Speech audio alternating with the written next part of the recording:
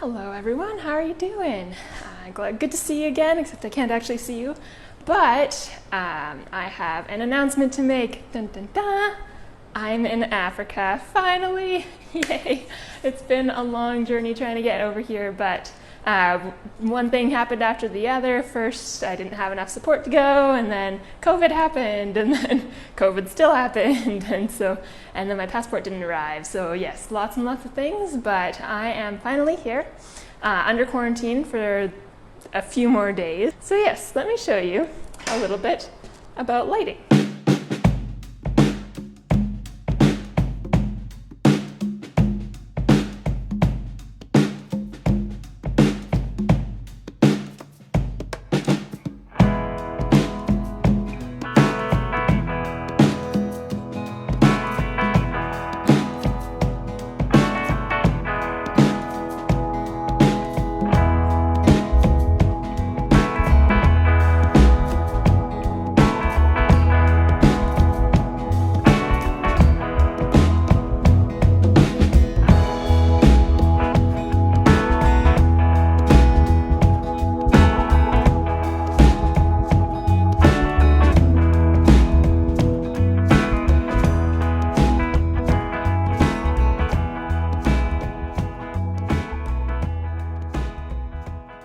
So one thing that's important when you're trying to bring something out, make it pop, is to make sure that the background behind it is a little darker, or a lot darker. So I've got this lovely, I don't know what you would call that in a ship, but this like piece of wood that's holding stuff together, and I've got that throughout the painting.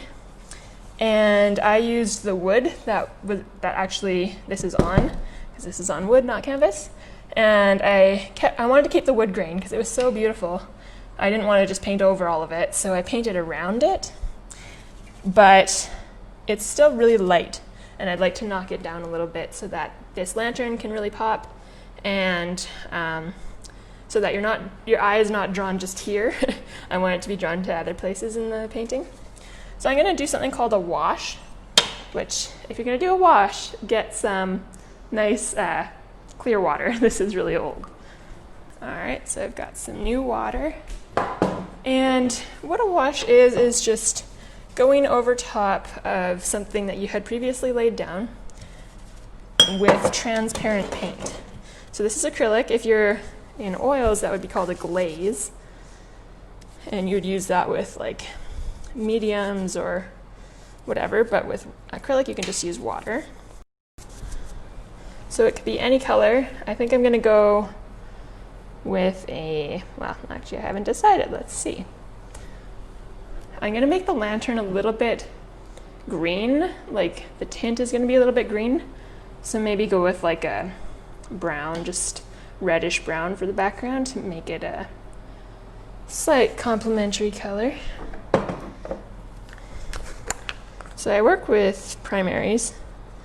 I've got my red, yellow, and blue, which does require a bit more mixing, I think, but it also helps you to not get stuck in a rut with your colors.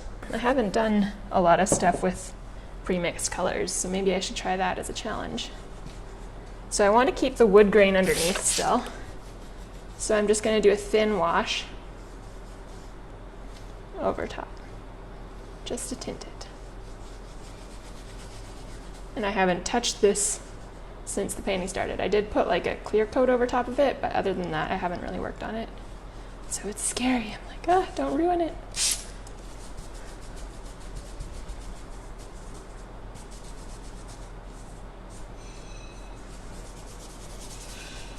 Okay. So I don't want to see all those brush strokes in there. I want to see the grain of the wood instead. So I'm just going to feather it out with a dry brush.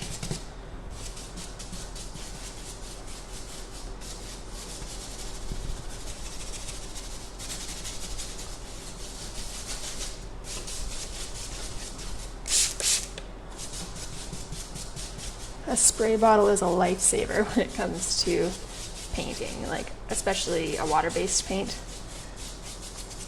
With oils, it just stays wet, so you don't really have to worry about keeping it moist.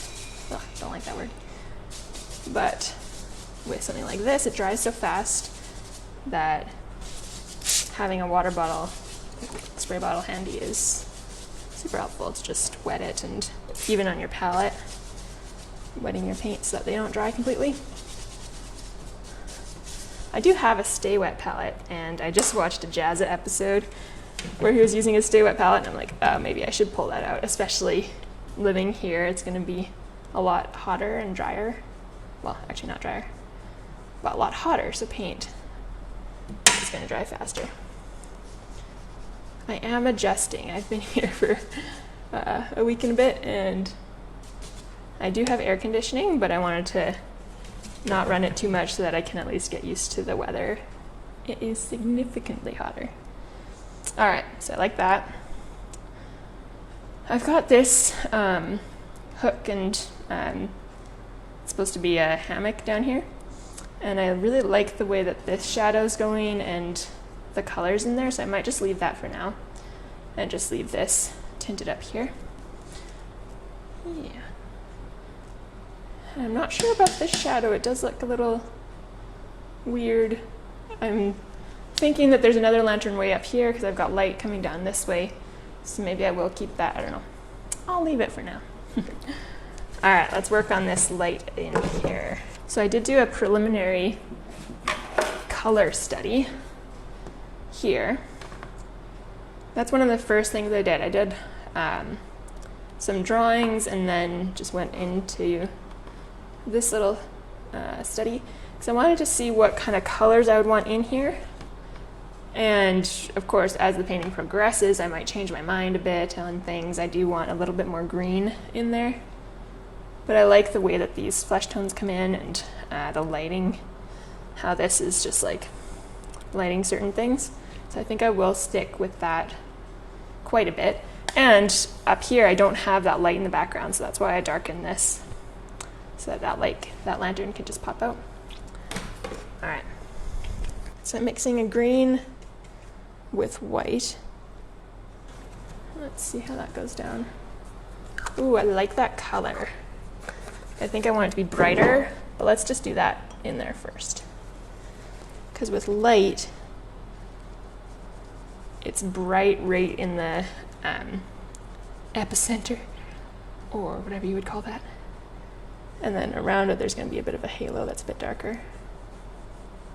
If you want to learn more about light and the color of light and stuff, go find Mural Joe, because he is amazing. He's a light expert. I still can't quite comprehend everything that he says. I have to watch his videos like 10 times to really understand. I got to meet him Christmas time, last Christmas. I went to Flagstaff, Arizona, and called him up, and he was like, sure, let's meet. So that was awesome. It's like, I get to meet my hero. Awesome. Now, when you're painting, especially if it's not a tiny little detailed spot, make sure you're painting with your shoulder as the source. So instead of going like this with my wrist, because that's gonna make my wrist sore and also not give me as good brush strokes. But if you use your whole arm, then you're not gonna get as sore, and you can do like straighter lines, and I do think you can draw a bit better if you use your whole arm. I have not mastered it yet, but trying. So I want it to be obvious that this is where the light is coming from. So of course it's got to be a lot brighter because the value of these two is pretty similar. And this is supposed to be lit by this, so yes, I'm going to make that a lot brighter. But I've got another lantern on this side, so I'm going to paint that too. Now, I don't think that painting from reference and photos is a bad thing. Like I said, I've only stopped doing that for this painting because I wanted to really challenge myself. But a lot of these things I wouldn't have known if I hadn't looked at those kind of references. So we really do reference something with our art. Like if you've never seen anything, then you can't represent something. So I have technically used references for all of these things just because I've used my experience in my life. A really big challenge that I found is doing textures. Like, I have all these different fabrics in here with the dresses and the shirts and stuff, and I'm finding it really hard to make something look like the fabric that it is.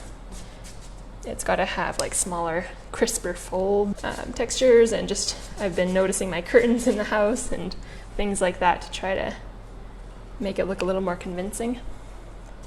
So I'm going to be teaching art soon. That's why I'm here in Africa. I'll be teaching in a certain school, and I'm trying to come up with a curriculum. And one of the things that I'm going to focus on is texture. So I came up with this little thing that we're going to do where we'll draw circle characters is what I called them. And we're going to just draw all these circles, like pretty big circles on a piece of paper. And then I'm going to say, try to make each circle have a different texture. I'll give them the textures that they're supposed to have. And so one of them was like thin fabric or whatever, and so I was thinking they could do like almost like a ghost, like a sheet over top of it with the folds and stuff at the bottom, and it's gonna be fun. And then we're gonna do actual characters, and they can do textures on all those characters, because if you think about it, if you design any character for any video game or movie or whatever, there are textures on that character, and whether it's like thick crusty skin or it's like fur, maybe it's wearing like a fur coat, or just thin fair skin, you want to know how to do all those textures. Something I've been challenged with. Alright, so let's really like bring out that brightness inside.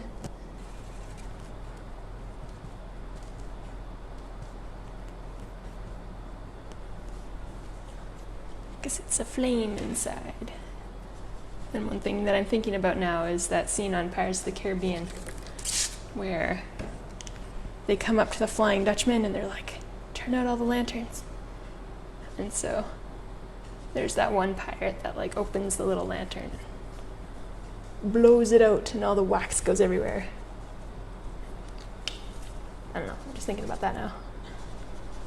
I love those movies. I suppose that's one of my inspirations for this painting. Another inspiration is I wanted it to feel like a good fellowship group, like no one's grumpy, they're all having a good time, but they're all different people. Kind of like in church when you run into all these different people, and yet we all form like this body of people together, and there's something really cool about that.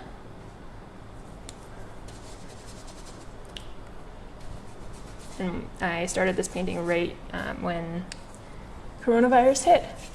And so I was like, oh, I miss hanging out with just this quirky group of people who are all different, and we could only have our small like core group after a little while, and felt like it wasn't quite enough.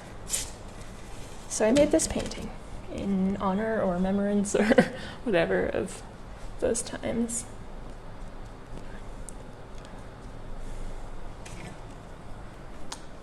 I originally had his shadow coming forward, but I didn't really like the way that looked because I wanted to have the moonlight coming in and making these checkers on the floor. And I also, one thing that's really important in a painting is having breathing space. So if I had the shadow coming forward, then it would just be so much chaos here. And there's so much chaos in the back that there won't be any place to breathe. So I feel like the viewer is going to come into this painting usually from the left-hand side. I have a theory where if people read from right to left, then they'll read a painting from right to left. But if they read from left to right, then they'll enter a painting left to right. And most people that I know read left to right. So I'm going to say people are going to come into the painting through here. Okay? So I've got this shape in here. And then I've got this canvas, this sail all wrapped up, so people are going to come and look through here. And then there's so much chaos, their eyes going to wander through here. And then if it starts to leave the painting, it's going to find that hand and come back, look through him, and then look at his shadow. and then just rest and have this space to just rest. And up here is another space where you can just rest. And so, yes, it's very important in a painting to have resting places. And for some people, like me, I like to have a rather chaotic painting. I think it's really fun to paint, but then also fun to look at. But even I know I need to have resting places. So I've got this block of wood that also needs to be hit with this color, this green color. And it's scary. We've got a really high amount of that color in there, and then I just brush it out like this. So make sure you think about what brushes you're using and how they're serving your purpose. Right now I just don't need brand new brushes. In fact, I don't want brand new brushes because I'm really beating them up, and a new brush would make these like perfect lines in there, and I don't want that right now. I want it to be soft. And if you leave a brush in paint for too long, then it usually gets like gummed up and it gets hard, and you can't do this with that unless maybe you like wash it out really good and use a solvent or something. But try to take care of your brushes, and then you don't have to worry about that. So acrylic paint has a certain point where you add too much water and it loses its integrity, which I think in some places, like doing this, is fine. But if your paint is not behaving the way you want it to, it might be because you've watered it down too much. So just be conscious of that and use that to your advantage. And if you're painting outside, then don't let that happen too much, because your paint's just gonna wash away in the weather. But for me, I know that I'm gonna put this thick clear coat on top, so I'm not too worried. This is an old ship with old items, but I also didn't want it to be like super cluttered because I've actually been on a ship. I got to go on a little sailing trip for like 10 days, and that's one thing that they do not stand. They're like, this ship must be ship shape. Nice and clean, everything has to be put away properly. But I also know that it was super crowded, and so that's why I added so many people. I was partway through the painting, I was getting ready to render it, and I said to my grandma, I'm just like, there needs to be more people. It was too empty, so I added like this lady, this guy in the back, these two people, and the old man, the lady smoking, like so many people I added. And this kid going up a ladder, and I think it just really serves the purpose better. Because going back to my purpose for making the painting, it was to pay homage to a group of people. A varied group of people. So I had a bunch of young people, and I said I need to add some older people too. So I added this older gentleman and this lady who's a bit older, and I'm thinking of making this one older as well. But she's sitting on the floor like a young person, so I don't know. Okay, I'm liking the way that this lantern is looking like it's actually casting light. So I'm gonna do that over here too. But when you're blending some paint on top, you don't want to go over it again before it dries completely, because if I do that, well, I'll just do that.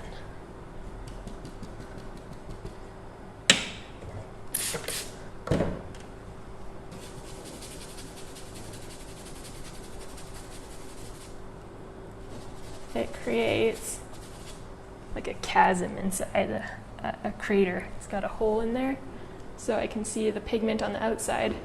I can see it, the pigment being picked up and taken away, and then it leaves a hole. So you don't want to do that.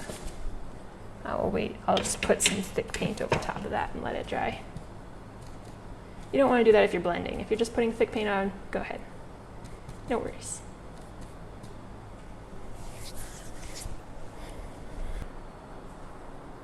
All right, this is looking good. I'm thinking also of doing some like light beams coming in here, as if there's like a lantern up above decks, and it's being the light streaming through here. And I would think it would be like a lot of particles in the air, and there are a lot of people, and so yeah, dust and everything. So I'm thinking of doing that. Maybe I'll just do that right now. That'll be fun. All right, here goes.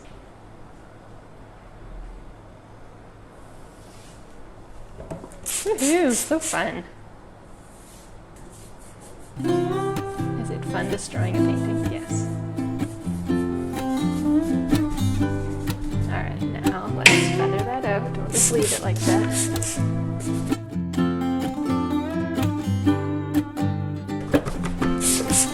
This is something where you have to work quick at, because if it just dries, then it's just going to stay like that with all these pilly textures in there. I don't want that. Let's see how it looks. Yeah, it's looking good, I think. Another clean paintbrush.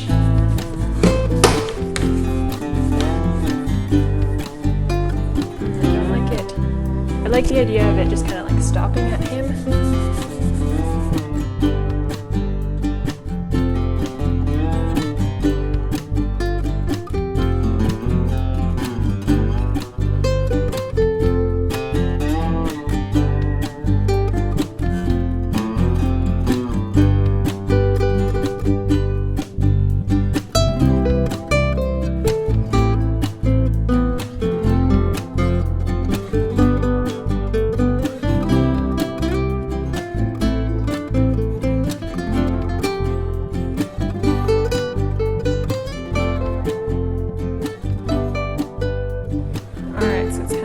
I'm gonna let that dry, and then I'll probably go over it again and do the same thing.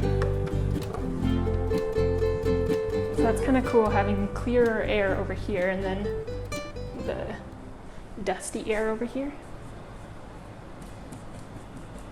If you have highlight everywhere, then it's not as punchy. But I know that this painting is very dark, and so I'm hoping to just bring these lights just super bright. Yeah, there we go.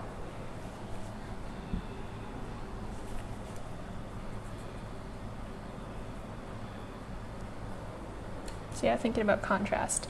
What's around, how much light is there in your painting versus dark.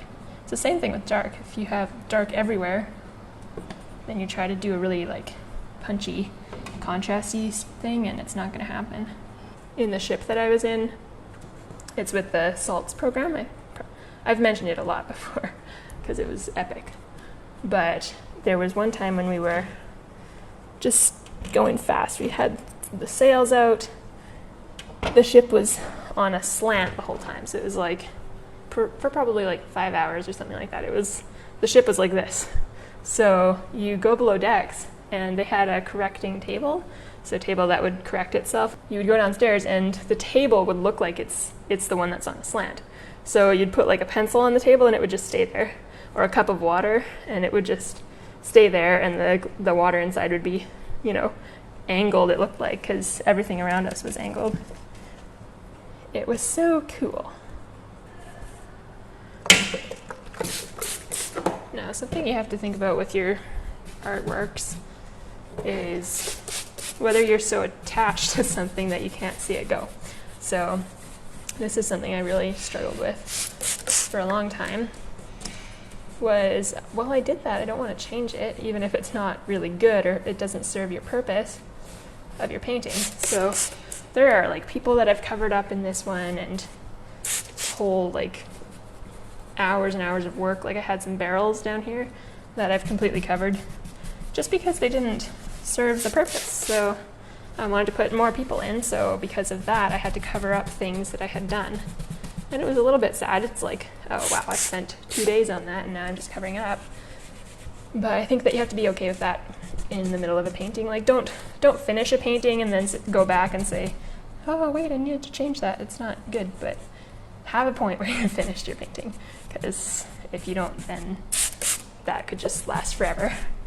But during the process of making your painting, go ahead and cover things up, and don't worry about preserving something even if it's you know, not something that needs to be there.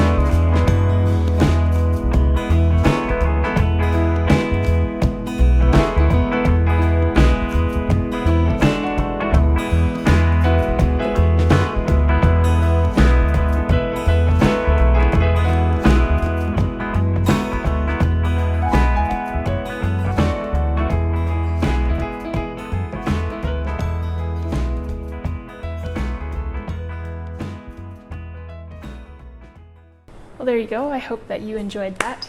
I've definitely enjoyed working on this painting and discovering new things and trying to figure out how to do certain things, problem solving. Also, at the same time, making a work of art and moving people through it and creating a statement, and it's a lot to think about. I'm sure that you've run into that before if you're an artist and if you've been working on something, project that you want to actually be good. It's a lot to think about. I'll see you guys next month. Thank you so much for watching, and take care.